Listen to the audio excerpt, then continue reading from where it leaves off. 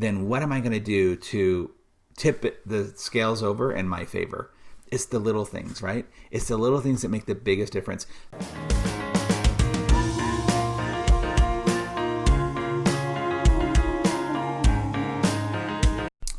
All right, everybody. I hope you're having an awesome week this week. I wanted to come to you with another message for leadership, and wanted to tell you something that happened personally to me yesterday, actually. As you're seeing this, it probably happened a week ago or a month ago or a year ago, but for me it was yesterday. And I was coming back from a team training, and I get on the flight, and I luckily got upgraded to first class, and that was really great. I always love when that happens. I get a lot of work done on planes, and so it's just a lot more comfortable to be in first class. Well, as I go to sit down, I'm in the third row, and I notice that everyone on their seat has a card that looks like this. It's got this on the size of Mercy on one side, which I'm sure it means like, help me, Mercy? No, Mercy, right? And this card was on everyone's seat, and it was a personalized card to each person. So this one says, welcome, Mr. Watt. We look forward to having you on board today, Dana and the crew. That's it. And the cabin crew. Like, this card was on everyone's seat. As I was sitting down, everyone got their own. The guy next to me, he actually had his own card. He sits down and he's like, what is this? He goes, wow. Now, his was even personalized where it said, thank you so much for being a 4 million mile member. So he's 4 million miles. He was a little bit older. And he said, in all of his years of flying, he's never had something like this. This was a first. But this made me think about a few things. It made me think about, I often talk about, how are you really giving that next level service? How are you separating yourself from everyone else out there? If you want to be an Apple to everybody else's PC, how are you doing that? And I thought, I know I have a couple of clients who send out thank you cards as at the end of the day, I have people who come in. But I thought, what would be some things that could actually elevate the level of service and persuade, like in Robert Cialdini's Persuasion, persuade people to be kind to you, to be grateful to you, to more have a predisposition to actually want to sell or to buy from you.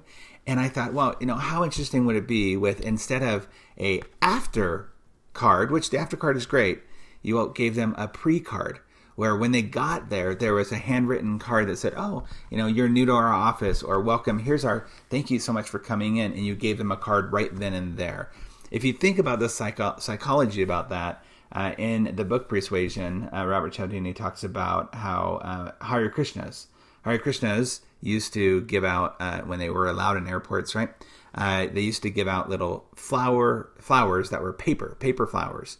And those paper flowers, just giving somebody a paper flower, because of the law of reciprocity, people would give them a donation of something. Because first they'd give them a flower, have a blessed day, would you be willing to donate to us?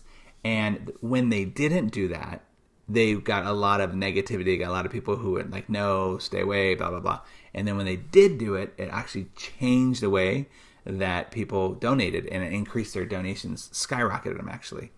The point is that if we are persuading people to say, this is the type of service you're going to get when you come here. Here's a thank you card just for showing up today for your exam. Just for being a brand new patient, we want to let you know that this is our shock and awe package, right? So there's this. I have another client that I mentioned to before. He was a financial planner, or he is a financial planner. He was a client years ago.